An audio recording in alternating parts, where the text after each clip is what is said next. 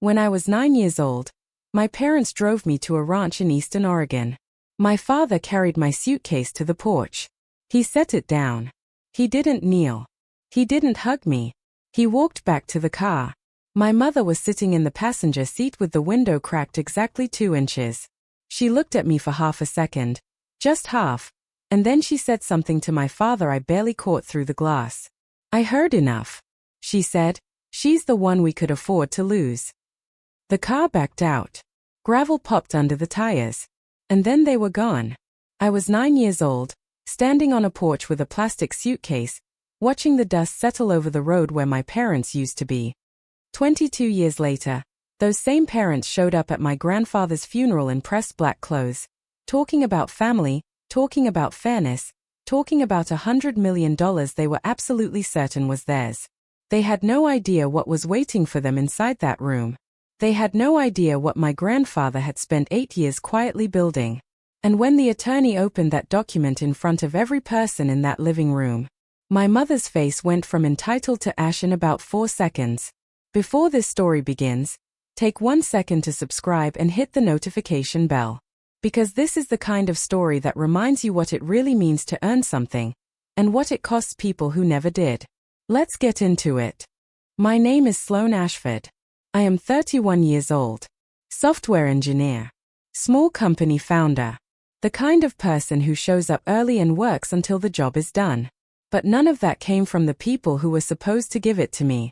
It came from a man named Walter Ashford, my grandfather, who lived alone on 1,100 acres of high desert ranch land in eastern Oregon and who, on a hot August afternoon in 2002, opened his screen door, looked at a 9-year-old girl standing on his porch with a plastic suitcase, and said the most honest thing anyone had ever said to me.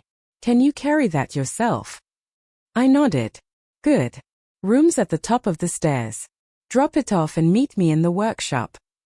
No hug. No cookie. No speech about how everything was going to be okay. Just a direction and a job. That was Walter Ashford. Let me take you back to the day it started. Because none of what happened 22 years later makes sense without understanding the day they left. It was August. I remember the smell, dried grass and hot fence wire and the vinyl of my father's car seat sticking to the backs of my knees. We had been driving 6 hours from Portland and nobody had said a word to me since a gas station somewhere in Central Oregon. My mother Pamela sat in the passenger seat flipping through a magazine. My father David drove with one hand on the wheel and the other tapping the armrest, like a man counting down the minutes to somewhere else. When we pulled down the gravel road that led to Ashford Ranch, my mother finally turned around. She didn't look at me. She looked past me at the suitcase. "You'll have your own room," she said. "Grandpa's got a big house." That was it. That was the entire explanation for leaving your 9-year-old daughter with a 70-year-old man she had met exactly twice at Christmas. My father carried the suitcase to the porch, set it down like a parcel, turned back to the car. I stood on the bottom step and looked at my mother through the windshield. She met my eyes for half a second. Then she said something to my father I almost didn't catch. Almost. She was the one we could afford to lose. The car reversed down the gravel road. The dust rose and settled. The tire tracks stayed. And the only sound left was the creak of an old windmill behind the barn, turning slow and steady in the August heat, like it had been turning long before I arrived, and would keep turning long after everyone forgot I existed. I didn't know it then, but that windmill would become the rhythm of my entire childhood. Walter Ashford appeared in the doorway behind me. 6 feet tall. White hair buzzed close. Wearing a worn work shirt with motor grease under his fingernails. He looked at my suitcase, then at me. "Can you carry that yourself?" I told you what he said. What I didn't tell you was what I felt when he asked it. Not kindness, exactly. Something quieter than kindness. Respect. He was asking if I was capable. Not if I was okay. Not if I was sad. Not if I needed anyone to hold my hand up the stairs. He was asking if I could do the thing that needed to be done. I nodded. I picked up the suitcase. I walked inside. And the life that would save me had already begun. The workshop was behind the main barn. A long, concrete-floored room with pegboard walls where every tool hung in its place, wrenches sorted by size, socket sets in order, the labels written in Walter's block handwriting with a black marker. Everything had a location. Everything had a reason. The smell hit me the moment I stepped inside. Saddle leather and machine oil, layered so deep into the concrete and wood that it felt like the room itself was made of work.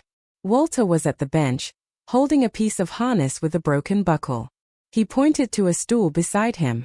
Sit. I sat today. Watch. I watched. He fixed the buckle slowly and precisely, not explaining, not narrating, just doing the thing until it was done. When he finished, he set it aside, handed me a clean rag, and said something that I would carry for the rest of my life. You'll work. Working is how you stop drowning. That was my welcome to Ashford Ranch. Walter taught me to use a torque wrench before he taught me to make scrambled eggs. He taught me that a bolt has a specific point where the metal wants to stop, tight enough to hold, not so tight that you break what you're trying to hold together. Feel it catch, he said. That's the spot. You go past that, you ruin it. He said things like that. Short sentences with a second meaning buried inside them. He never pointed out the second meaning. You either found it or you didn't. By the second month, I was helping him repair fence posts. By the third, he let me use the welding torch, supervised, gloves on, mask down, but real work, the kind that left marks. He never spoke about my parents. Not once. If I brought them up, he'd pause, just briefly, and then redirect. Hand me the 3/8 socket. Go check the water trough in the north paddock. It wasn't cruelty. It was a decision. He was teaching me that I could build a whole day without them in it. What I didn't know about Walter Ashford, what I wouldn't learn until years later, was that the man eating canned soup 3 nights a week had spent 32 years as a mechanical engineer before he retired to the ranch. He held 14 patents on agricultural irrigation valve systems used across the western United States. The royalty income alone was substantial. The land, 1,100 acres of high desert with water rights dating back to an 1890s homestead deed, was worth figures I couldn't have imagined. He drove a 20-year-old pickup. He bought his clothes at the feed store in town. The only sign of what he was worth was the way people treated him. The hardware store owner called him Mr. Ashford. The county clerk returned his calls the same day. The veterinarian drove out on weekends when a horse needed tending. I thought that was just how small towns worked. I didn't understand yet that it was how small towns worked when one man had quietly been holding the economic floor up for 2 decades. My parents called 4, maybe 5 times a year. Christmas sometimes. My birthday if they remembered. My mother would ask Walter about the property taxes and the insurance. She never asked what grade I was in. My father would get on the line for 30 seconds and say something like, "You being good for your grandpa?" The kind of question that doesn't wait for an answer. I learned to stop waiting. But my 15th birthday was different. My mother had called the week before and promised, her word, promised, that she and my father would drive out for the weekend. "We'll bring your brother too," she said. "He's been wanting to see the horses." My brother Cole. 3 years older than me. The one they kept. I hadn't seen him since I was 9. I cleaned the guest room. Walter, without saying a word about it, drove to the bakery in town and came back with a cake. It was the most he'd ever done for any occasion. The day came. No car on the gravel road. At 6 in the evening, my mother left a voicemail, not a call, a voicemail, saying my father's meeting had run late and they'd try for next month. They did not try for next month. I sat on the porch with a slice of cake I couldn't eat and watched the sun drop behind the barn. Walter came out and stood beside me without speaking. Then I heard him on the phone inside. His voice lower than I'd ever heard it but hard at the edges. "Don't promise that girl something you won't deliver. You do it again. Don't call here." He hung up. That was the most I ever heard him say about my parents in 10 years. I graduated high school with a 3.9 GPA and a full scholarship to the State University for Mechanical Engineering. Walter drove me to campus in the old truck. He carried one bag to the dorm room, set it inside the door, looked at the cinder block walls and ceiling the way he'd look at a building he was assessing. "Ceiling's solid," he said. "Outlets look grounded. You'll be fine." That was his goodbye speech. We walked back to the truck. I hugged him, The first time in years I'd initiated it. He was stiff with it, the way tall men sometimes are when they're not sure where to put their arms. Then he coughed. A deep, wet sound from somewhere in his chest that I didn't like. "You okay?" "Ranch dust," he said. "Go learn something."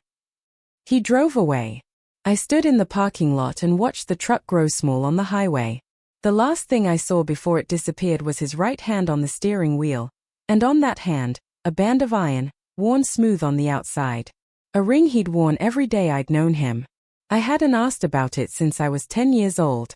Back then, I'd noticed the inscription on the inside of the band when he held it under the workshop light. 2 words and a date. Ashford Keeps. March 14, 1962. What does that mean? I'd asked. He had turned the ring slowly. It means what it says. The Ashfords keep their word. They keep what they build. And they keep the people who show up. Then he picked up his pencil and went back to his sketch. I didn't understand what he meant. I would. I threw myself into engineering the way Walter had taught me to approach every problem. Identify it. Break it into parts. Solve each part. Test the whole. But 2 months in, the phone calls started telling me something was wrong. Walter's voice was thinner every week. The cough was worse. He'd wave it off. Just the dust.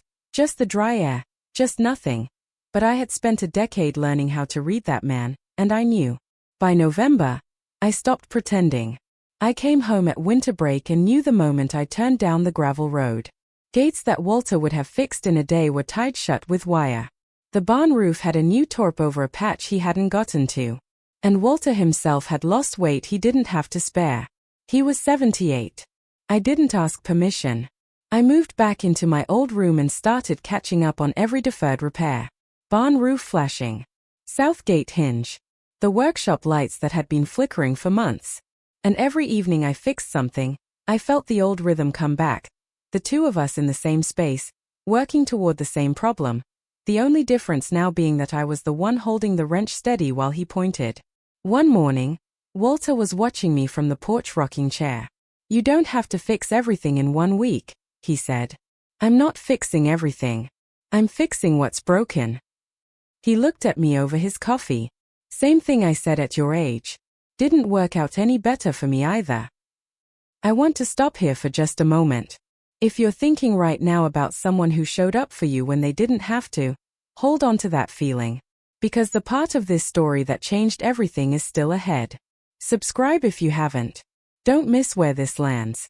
By September, Walter was spending most of his days in the recliner by the living room window, the one that looked out over the barn and the east pastures and the ridge of mountains in the distance. His mind was still sharp. Sharp enough to correct my weld technique from across the room just by listening to the arc. But his body had stopped cooperating. One evening I brought him soup and sat on the floor next to his chair, the way I used to sit on the stool in the workshop. "Grandpa, we need to talk about the ranch." "No," he said. "We don't. If something happens to you, it's handled." He said it the way he said everything. Flat. Final. Like a bolt talk to spec. Then he added, "There's an attorney in Bend.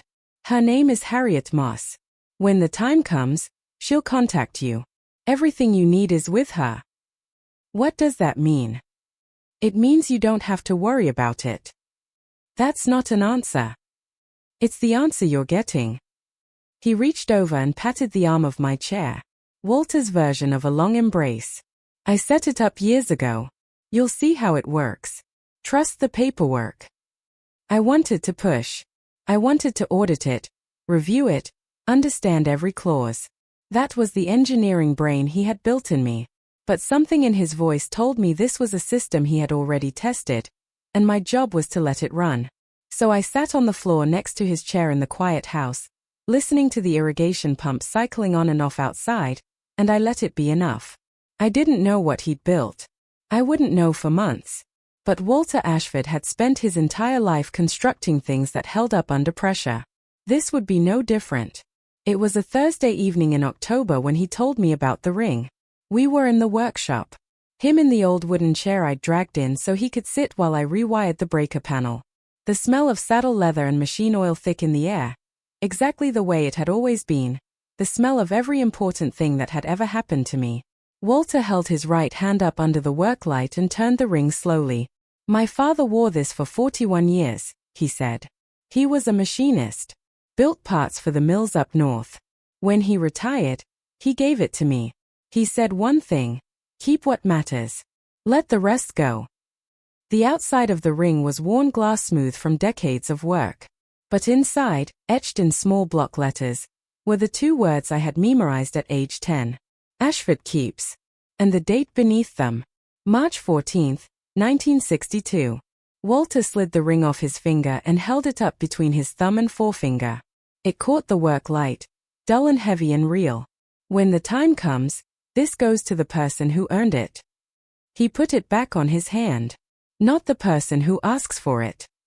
He picked up his pencil and started sketching on the pad beside him. Always sketching. Always designing. Even at 78 with lungs that weren't working the way they should. I watched his hand move across the paper. I was starting to understand what he meant. Walter died on a Tuesday morning in November, 2 days before the first snow.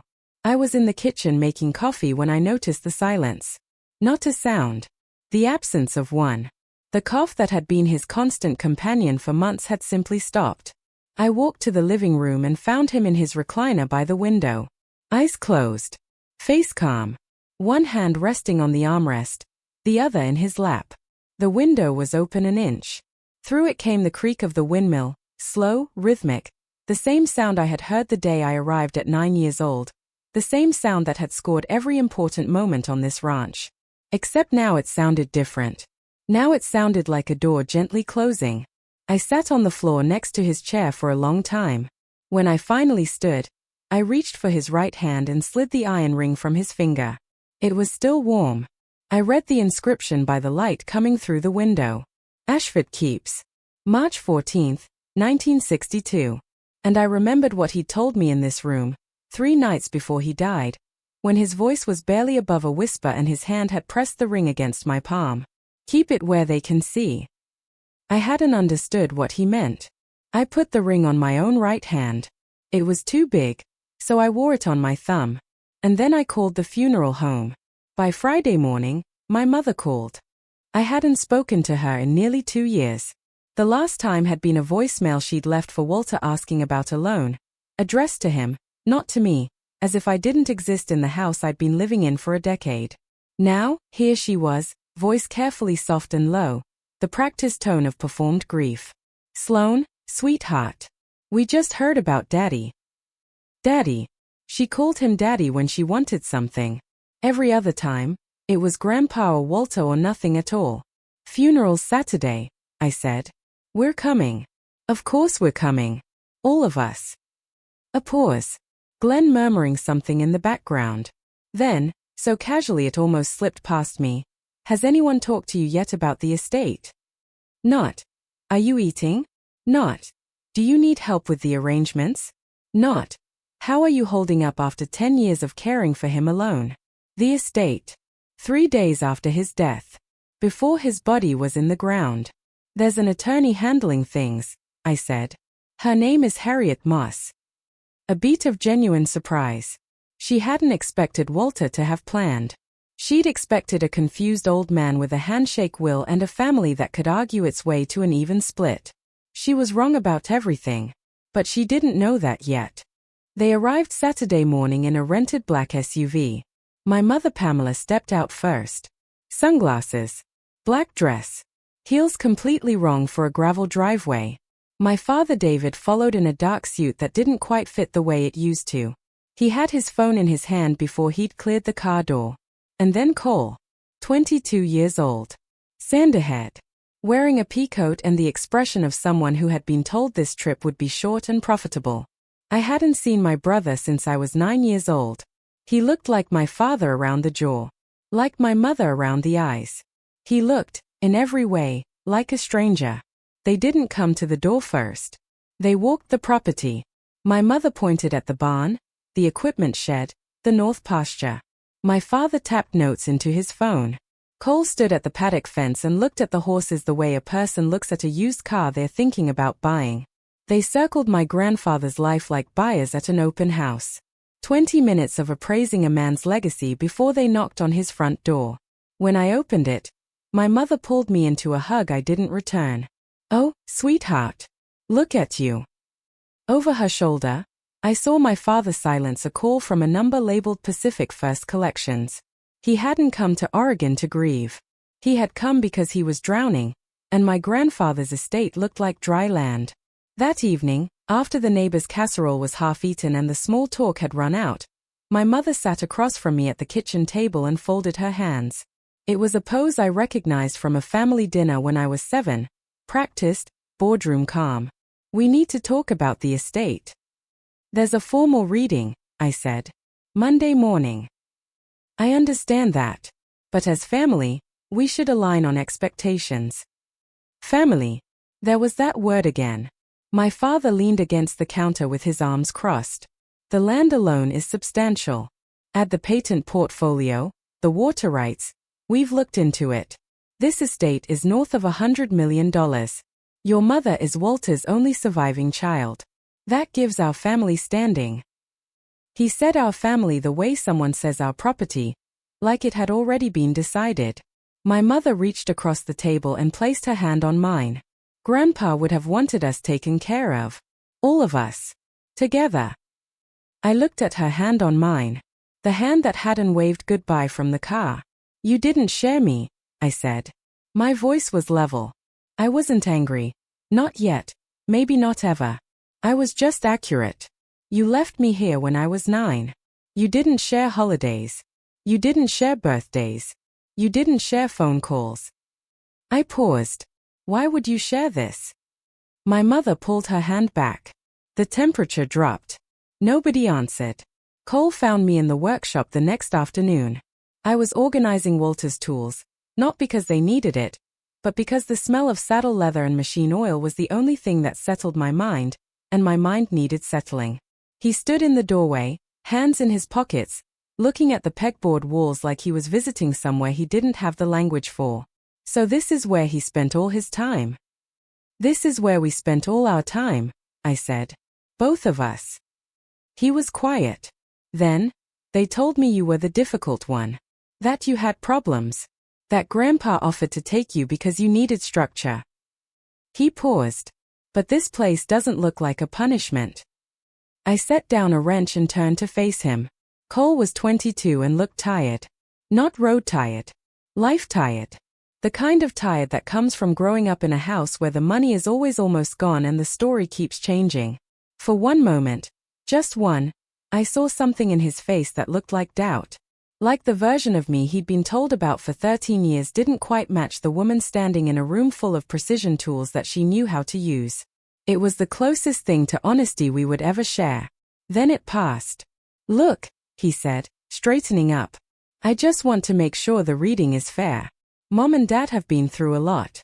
Dad's business went under. They lost the house. They need this." "They need it," I repeated. "Yeah." He left the workshop. I stayed. The funeral filled the community church in town, a white clapboard building with a steeple that Walter had helped re-roof 12 years earlier. The pews were full. Ranch hands in pressed jeans, the hardware store owner, the county clerk, the veterinarian who had driven out on weekends, the woman from the feed store who had known Walter for 30 years. Half the town had come because Walter Ashford had been the kind of man who shows up for people. And people remember that. My mother delivered a eulogy. 3 minutes about a father she had not visited in 15 years. She spoke about his gentle wisdom. About family bonds that distance couldn't break. About how much she'd sacrificed being apart from him. In the back pew, 2 of Walter's oldest ranch hands, men who had worked this land for over a decade, exchanged a quiet look. I caught it from across the aisle. Everyone in that church knew who had actually been here. After the service, I watched my mother move through the fellowship hall the way a person works a room they need something from. Touching arms, leaning close, lowering her voice. Planting something. I found out what it was 20 minutes later when Mrs. Halvorsen, the postmaster's wife, approached me with a careful expression. "Sloan, honey, your mother mentioned that Walter's mind wasn't quite right toward the end.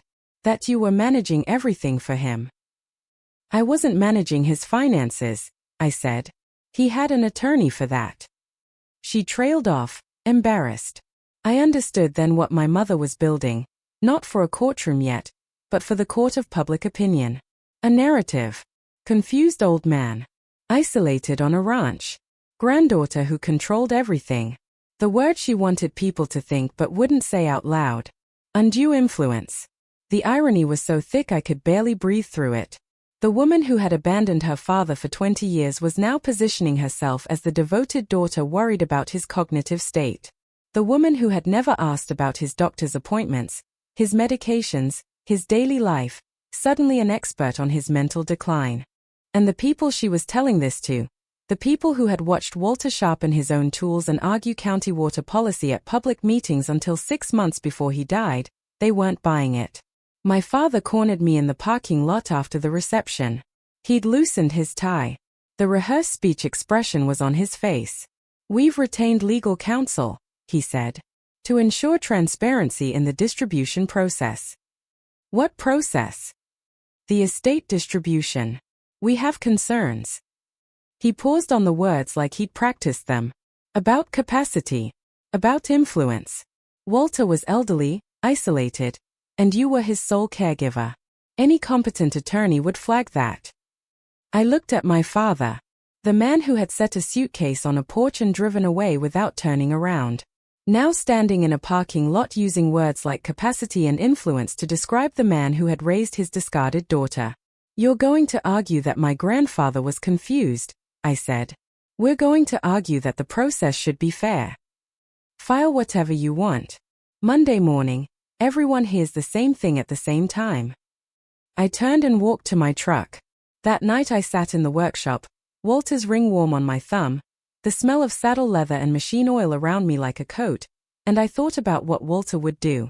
The answer was obvious. He wouldn't argue. He wouldn't match their volume. He wouldn't hold a family meeting to hash it out over emotions and accusations. He would let the system he had built do its job.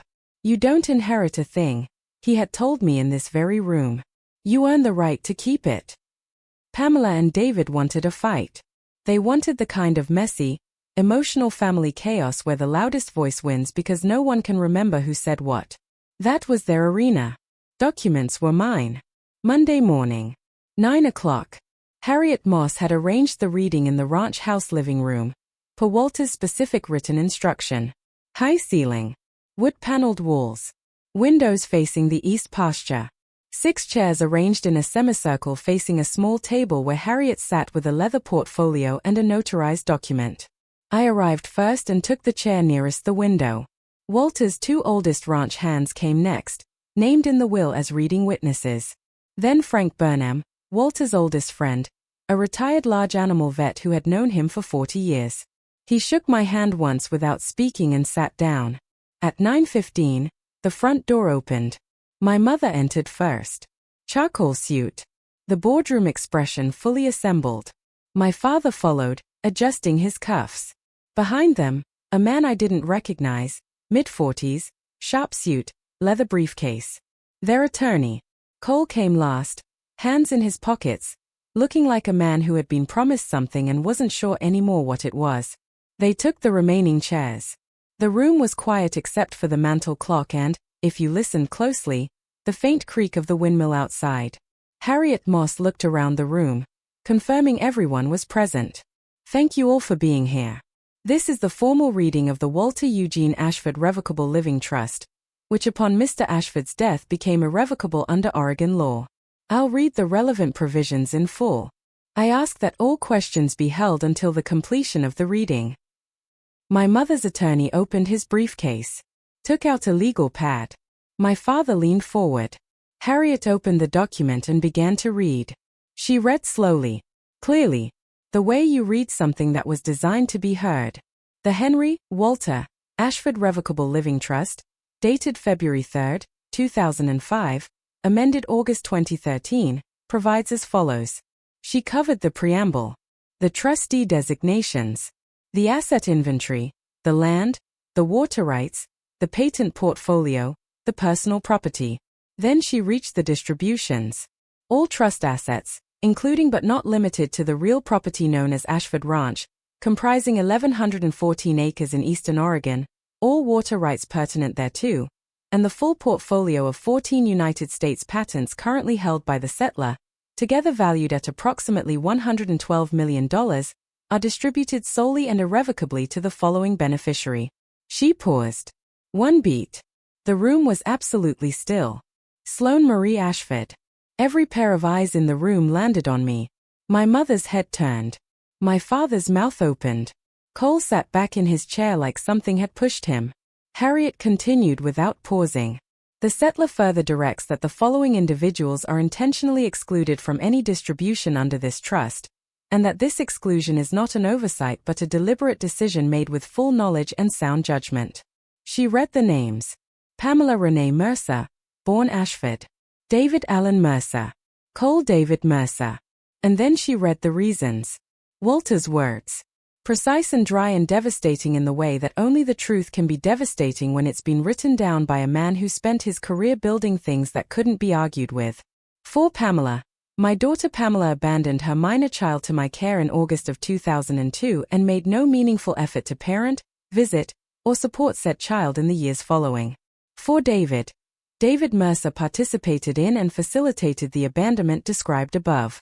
For Cole, Walter had been gentler. Cole Mercer bears no personal fault, but was not raised in connection with this property or its values. A separate provision in Schedule B applies. Pamela's face was the color of paper. David had stopped breathing. Their attorney's pen had stopped moving. But Harriet wasn't finished. The trust further contains the following provisions. First, a no-contest clause under Oregon revised statutes. Any excluded party who contests the validity of this trust by any legal means forfeits all right to the token distributions outlined in Schedule B. Schedule B provides a one-time payment of $5,000 to each excluded party, contingent on non-contest. David's attorney understood immediately. Contest and lose, you walk away with nothing. But the next provision was the real architecture. Second, the settler's testamentary capacity is attested by the following.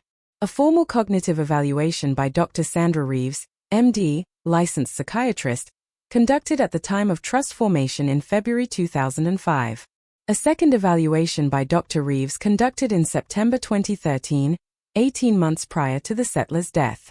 And witnessed attestations by two independent attorneys, each of whom were present at the signing and amendment and had no prior relationship with the settler. She let that land. 2 psychiatric evaluations spanning 8 years. 2 outside attorneys with nothing to gain. Any argument that Walter had been confused or manipulated would have to survive a wall of documentation that he'd been quietly building since before his granddaughter left for college. The diminished capacity argument was dead before it was filed. The undue influence narrative my mother had been whispering at the funeral was dead. They had walked into this room with assumptions and entitlement and a hired lawyer.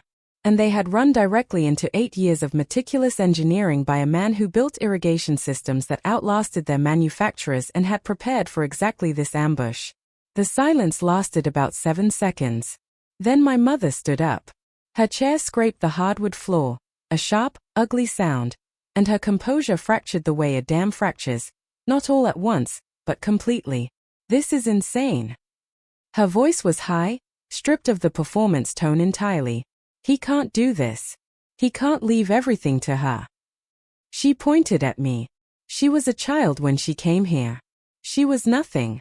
We placed her with him because we didn't have a choice. You had a choice. One of the ranch hands said it from his chair. Quietly. The way ranch people say things that aren't up for debate. My mother ignored him. She turned to their attorney. Do something. File something. Object. The attorney looked at her with the expression of a man who had just fully understood his retainer wasn't going to cover this. Mrs. Mercer, the documentation is extensive. A challenge on capacity grounds. Then find another grounds. She was shaking now. My father reached for her arm. She pulled away. Cole stared at the table. And then it came. The sentence that had been living in my mother's chest since I was 9 years old. The truth she had spent 22 years papering over with silence and distance and occasional phone calls about property taxes. She turned to me, eyes wet, jaw tight, and said it out loud in front of every witness in that room. You were the one we could afford to lose. The room went still. Not quiet. Still. The kind of stillness that happens when a truth that has been whispered behind glass windows is finally spoken in a room full of people who will never unhear it. The ranch hands exchanged a look. Frank Burnham closed his eyes. Harriet Moss didn't move. And I sat in the chair by the window Walter had placed for me, in the house Walter had built, on the land Walter had kept for me, with the iron ring warm on my thumb. I looked at my mother, and I gave her the only answer that mattered. He already said no, I said. In writing. The room exhaled. Harriet nodded, a small, professional acknowledgement, and continued. There is one final personal provision I am directed to read aloud. She turned to the last page. To my granddaughter Sloane, to whom I gave my father's ring on the evening of November 11th. This ring, bearing the inscription Ashford Keeps and the date March 14, 1962, is both a personal inheritance and a confirmation of intent. I gave it to Sloane because she is the person who stayed, who worked, and who earned the right to carry this name. Let the presence of this ring on her hand stand as testimony that my wishes were communicated directly, personally, and without coercion. I was of sound mind. I was not influenced. I was proud. Harriet looked up. I held my right hand steady on the arm of the chair. The ring visible. Ashford Keeps. March 14, 1962. That was what keep it where they can see had meant. Not a display. A receipt. Proof of delivery in the only language Walter Ashford had ever fully trusted. Documented. Witnessed. Specific. The room shifted. Their attorney was packing his briefcase. My father's head was down. Cole hadn't moved or spoken. He was staring at the ring on my hand with an expression I couldn't read. Maybe anger, maybe shame, maybe the slow and irreversible dawn of understanding that the parents who had kept him had been lying about everything. He never reached out after that. None of them did. They never filed. 2 weeks after the reading, their attorney sent a single letter to Harriet Moss, a tentative inquiry about mediation. Harriet responded with 3 lines summarizing the no contest clause, the capacity attestations, and a polite invitation to proceed through the courts if they wished. The letter was never answered. The $5,000 token payment sat uncollected for the statutory period and reverted to the trust. I didn't sell the ranch. Walter hadn't asked me to. And even if he had, I wouldn't have. Ashford Ranch kept running. The old hand stayed on. I hired 2 more and brought on a part-time vet. I finished my engineering degree remotely, launched my company from the workshop where Walter had first handed me a torque wrench, and filed 3 additional patents in the first 2 years. But the thing I am most proud of is something else entirely. 18 months after the reading, I established a foundation in Walter's name. It provides trade apprenticeships, housing support, and mentorship for young people aging out of the foster care system, kids who are handed a plastic suitcase and told to figure it out. The ranch hosts a summer program every July. 8 kids. 6 weeks. Hands-on work with horses, welding, basic engineering, woodworking. The curriculum Walter gave me, minus the abandonment. The workshop still smells like saddle leather and machine oil. The windmill still turns. And every kid who walks through that barn door gets the same first instruction I received 22 years ago on a porch in August. Not a speech about resilience. Not a pamphlet about potential. A stool. A bench. A task. And a voice, Walter's voice, living in my memory, saying, "You'll work. Working is how you stop drowning." My grandfather never gave me a thing. He taught me how to earn the right to keep it. And then he taught me the only part that matters after that. How to hand it on. If someone raised you when they didn't have to, tell them today. Not tomorrow. Today. Because some people spend 8 years building a letter that says, in the plainest possible language, "I was proud." Don't make them write it down. Tell them while they can hear you. That's my story. A plastic suitcase at 9 years old. An iron ring at 19. And a name I spent a lifetime earning the right to keep. By the way, where are you watching this from right now? Let us know in the comments below, because it genuinely amazes us how far stories like this travel around the world, and we love every single place they land.